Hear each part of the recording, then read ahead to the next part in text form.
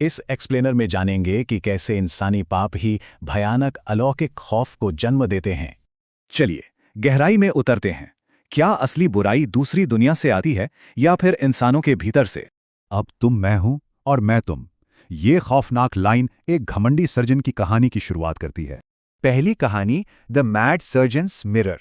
Doctor Sameer को लगता था कि उसका विज्ञान मौत को हरा सकता है। मौत को मात देने का उसका ये पागलपन 3 जानलेवा स्टेजेस में आगे बढ़ा। चलिए देखते हैं। उसने एक ग्लास चैम्बर में लाश तो जिंदा कर ली, लेकिन सोचिए उसमें कोई आत्मा ही नहीं थी। निराश होकर समीर ने आईने से खुद का ही एक जिंदा क्लोन बाहर निकालने का खौफनाक प्रयोग शुरू कर दिया। और ये एक्सपेरिमेंट कामयाब रहा। खून से सने हाथों वाली उसकी परछाई अब आईने से पूरी तरह आजाद थे। घबराकर समीर ने आईना तोड़ा, पर क्लोन ने उसे हमेशा के लिए उसी काली दुनिया में खींच लिया। अपने ही जाल में फंसकर समीर खुद एक जीता जागता खून के आंसू रोने वाला आईना बन गया। आजाद क्लोन ने अपनी कलाई पर एक कट लगाया, लेकिन खून सिर्फ शीशे में कैद डॉक्टर का बहने लगा। दूसरी कहानी द विलेज घोस्ट। ये पश्चिम बंगाल में गीतांजलि नाम की एक खूबसूरत दुल्हन की मौत की दास्तान है।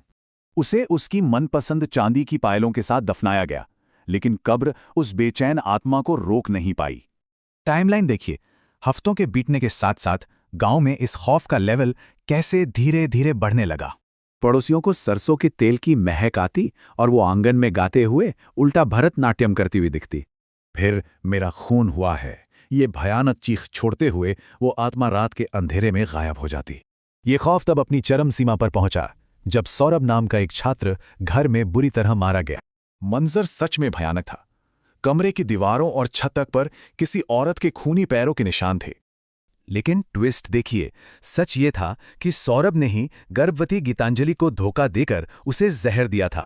अपने कातिल के मरने के बाद वो डरावना भरतनाट्यम रुक गया और उस प्रतिशोधी आत्मा को आखिरकार शांति मिल गई।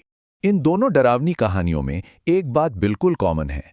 दोनों ही इंसान के गहरे स्वार्थ से शुरू हुईं। पैरानॉर्मल ताकतों ने ठीक वैसी ही खौफनाक सजा दी जो उन इंसानी पापों की क्रूरता से बिल्कुल मैच करती थी। ये साफ साबित करता है कि अलौकिक चीजें अक्सर इंसानों के भीतर छिपे गहरे अंधेरे की ही परछाई होती हैं। सोचिए, अगर किसी के निजी धोखे आज रात सच में कोई भौतिक रूप ले लें तो वो कितने खौफनाक होंगे।